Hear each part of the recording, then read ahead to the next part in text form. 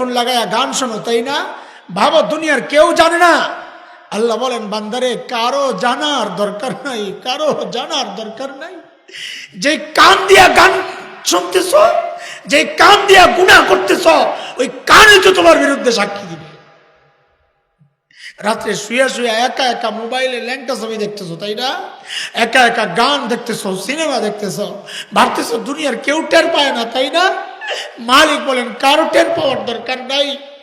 যে চোখ দিয়ে গুনাহ করতেছ, ওই চোখে তো তোমার বিরুদ্ধে সাক্ষী দিবে।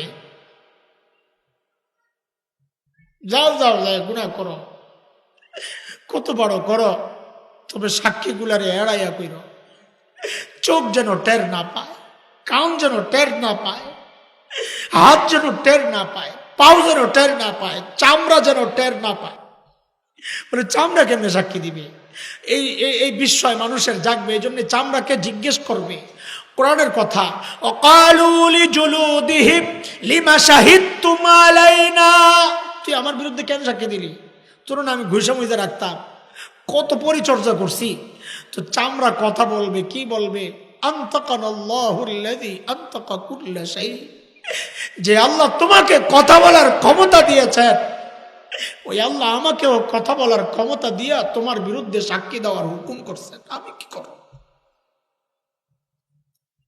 সাক্ষী শেষ হয় নাই, আরো রয়ে গেছে। ওয়া ইন্না আলাইকুম লাহাফিজিন কিরামান কাতিবিন ইয়ালামুনা মা তাফআলুন।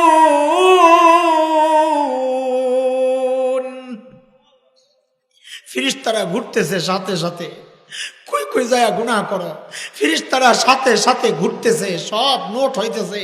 ফেরেশতারা আল্লাহর আদালতে যায় আমার আর তোমার বিরুদ্ধে সাক্ষী দিবে, যাও করো গুনাহ।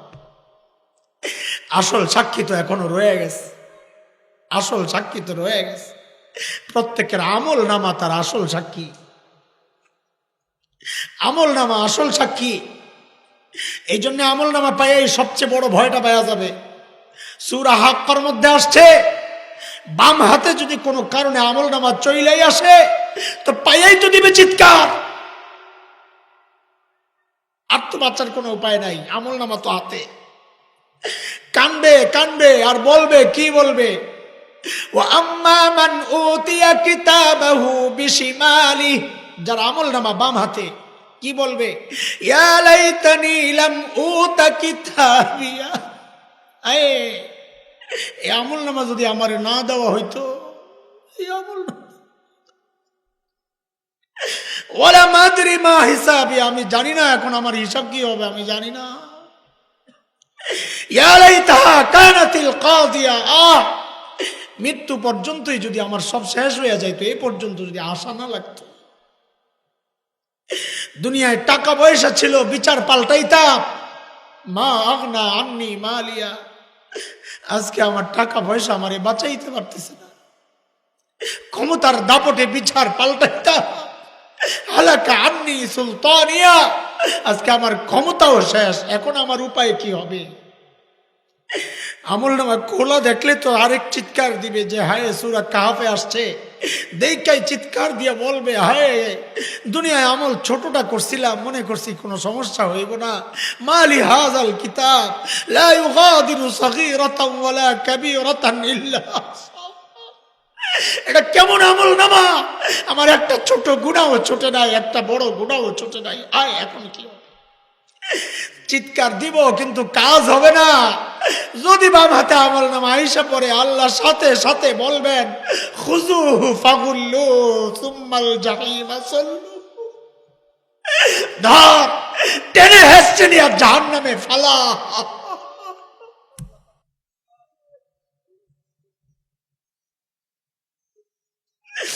ভাই গুনাহ করার সময় তো একবার চিন্তা করো যে এই পরিস্থিতিতে আমাকে দাঁড়াইতে হবে আল্লাহর সামনে, তখন কি উপায় হবে আমার, এটা তো নিশ্চিত, কোনো সন্দেহ নাই। এখন শয়তানের তালে পড়ে গুনাহ করতেছ, নফসের তালে পড়ে গুনাহ করতেছ, কিন্তু সেদিন কি বলবা? বলো, কি জবাব দিবা? এই জন্য দোস্ত মোহতারাম, গুনাহ ছাড়বো ইনশাআল্লাহ। আজকের বয়ানের মূল কথা দুইটা কথা বলবো। একটা বললাম গুনাহ করব না ইনশাআল্লাহ, বলেছে এই কথাগুলো অধিকাংশ যুবকদের জন্য হবে গুনাহ, আর অধিকাংশ বুড়াদের জন্য এই কথাটা হবে যে লম্বা সময় গুনাহ করছি, এখন কি হবে? বলে গুনাহ রাখবো না, করে ফেলছি তো কি করব? রাখবো না। বলে পরিষ্কার করার রাস্তা তো সোজা। আরে শরীর ময়লা হইলে সাবান লাগাইতে হয়, পানি লাগাইতে হয়, ঘষতে হয়, কত কিছু করতে হয়। অথচ কলব নাপাক হয়ে গেলে এটারে পরিষ্কার করা তো একদম সোজা, একদম সোজা। বলে কি? বলে একা একা চুপি চুপি তোমার মালিককে ডাক দিয়া বলো, মালিক ভুল করছি মাফ করে দাও, মালিক ভুল করছি মাফ করে দাও। মালিক বলেন বান্দারে খালি মাফ করব না, তুই গুনাহ মাফ চাইছস না, তুই ভালো হয়ে যা, নেক আমল শুরু কর। আমি শুধু মাফ করব না, খালি মাফ করা তো গফফারের কাজ। আমি তো শুধু গফফার না, আমি তো রহিম। আমি তো কেবল গফফার না, আমার আরেক পরিচয়, আমি কি? রহিম।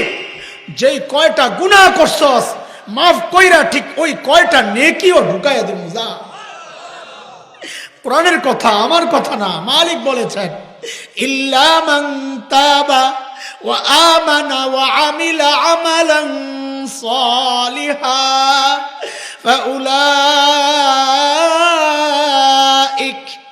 ইউবাদদিলুল্লাহু সাইয়্যাতিহিম হাসানাত ওয়া কানাল্লাহু গফুরুর রহিম। আল্লাহ বলেন যে তওবা করবে, নেক আমল শুরু করবে। আমি খালি গুনাহ মাফ করব তা না, গুনাহ তো মাফ করব আমার গফুর গুণ দিয়া, আমার গফফার গুণ দিয়া, আমার রহিম গুণ দিয়া। আমি যেই কয়টা গুনাহ করছে ওই কয়টা নেকি দিয়া আমল নামাটারে ভইরা দিব।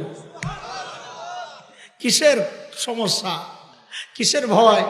আরে কিসের ভয়? কোনো ভয় নাই ইনশাআল্লাহ, কোনো ভয় নাই। গুনাহ করছি 80 বছর, 80 বছর কেন, তুমি 100 বছর করো না, কোনো সমস্যা নাই। সহজে বুঝি, কম্পিউটারে যারা কাজ করে, এক লোক কম্পিউটারে কাজ করে, তার কাজ হলো নাম এন্ট্রি করা। 1 বছরে 1000 কোটি নাম লেখছে। 1 বছরে কত? 1000 কোটি নাম টাইপ করছে। তাহলে 50 বছরে কয় হাজার কোটি নাম টাইপ করছে? 50,000 কোটি। কত? বছরে 1000 কোটি হইলে 50 বছরে কত?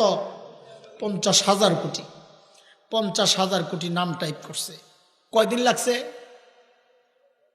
50 বছর। কয় বছর?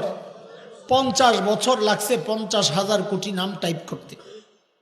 যে কোম্পানির হয়ে কাজ করছে, কোম্পানি থেকে অর্ডার আসছে একটা নাম ডিলিট করে দাও। তো সিস্টেম কি ওই একটাই টিপ দিয়া ডিলিট টিপ দিলে একটা নাই। কোম্পানি থেকে অর্ডার আসছে 10টা নাম ডিলিট করে দাও। সিস্টেম কি 10টা ক্লিক করে ডিলিট টিপ দিলে 10টা শেষ। কোম্পানি থেকে অর্ডার আসছে এই ফাইলটা ডিলিট করে দাও, পুরা নামগুলা ডিলিট করে দাও। তো সিস্টেম কি ডিলিট টিপ দিলে একটা লেখা আসে অল ডিলিট। কি লেখা আসে? বলো বলো। আসেনি? সিস্টেম আসেনি তো। অল ডিলিট মানে তো তুমি কি সবটি মুছতে চাও? তো তুমি অল ডিলিটে টিপ দিয়া নিচে ওকে টিপ দিলে সবটি যায় না, কিছু থাকে? কথা বলেন। লিখতে লাগছে কয় বছর? কয় বছর? লিখতে লাগছে 50 বছর। এক টিপ দিয়া সব গায়েব। কথা কয় না? হাই হাই, তো তুমি এটা বুঝো, এটা বুঝো না। আরে আমার আর তোমার নিজের হাতের বানানো কম্পিউটারে যদি অল ডিলিট অপশন থাকে, এক টিপ দিয়া 50 বছরের আমল গায়েব করা যায়, তো আমার আল্লাহর ক্ষমতা কি তার চেয়ে দুর্বল? আমার আল্লাহ কি পারেন না আমার আমল নামায়, গুনার আমল নামায় অল ডিলিটে টিপ দিয়ে আমার 80 বছরের গুনাটি একবারে ডিলিট করে দিতে পারেন না? আরে পারেন না? পারেন। শুধু পারেন না, কম্পিউটারে টিপ দিয়ে ডিলিট করলে তো ফাইল আবার ঠিকমতো আগের মতো পুরাপুরি অটোমেটিক হয়ে যায় না, বইরা যায় না। আমার আল্লাহ বলেন তুই 1 লক্ষ কোটি গুনাহ করছস, আমি আমারে বল অল ডিলিটে টিপ দিতে। যদি অল ডিলিটে টিপ দিয়ে দিই তো 1 লক্ষ কোটি গুনাহ বাদ হইয়া তোর আমল নামায় 1 লক্ষ কোটি নেকি আমি ঢুকাইয়া দেব। এরপরেও আল্লাহ থেকে দূরে থাকার কোনো সুযোগ আছে? বলেন বলেন। ও মালিককে ধইয়া একদম পুরাপুরি নিজের পরিষ্কার কইরা নিব ইনশাআল্লাহ তাআলা। আজকের বয়ানের মূল কথা কয়টা পাইলাম? 2টা। মূল কথা 2টা। কি? মালিক গুনাহ করব না। 1 নাম্বার কি? বলি বলি গুনাহ, 2 নাম্বার গুনাহ রাখবো না। বলি 1 নাম্বার গুনাহ, 2 নাম্বার গুনাহ। 2টা কেন করব? মালিককে রাজি রাখবো। কেন করব? বলে মালিককে রাজি কেন রাখবো? ওই যে চূড়ান্ত টার্গেট, যেন মৃত্যুর সময় মালিক ডাক দিয়া বলেন, ইয়া আইয়াতুহান নাফসুল মুতমাইন্নাহ ইরজিই ইলা রাব্বিকি রাদিয়াতাম মারদিয়াহ ফাদখুলি ফি ইবাদি ওয়াদখুলি জান্নাতি। মৃত্যুর সময় যেন মালিক ডাক দিয়া বলেন, বান্দা দুনিয়ায় তুমি আমার উপর রাজি ছিলা, কারণ তুমি গুনাহ করো নাই, গুনাহ রাখো নাই, গুনাহ করো নাই, গুনাহ রাখো নাই, আমার সিদ্ধান্তে রাজি ছিলা, আমিও রাজি, যাও তুমি আমার জান্নাতে চলে যাও। চাই না আমরা ইনশাআল্লাহ?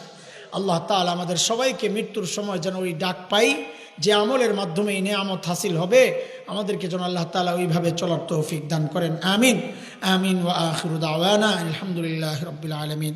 সুবহানাল্লাহ।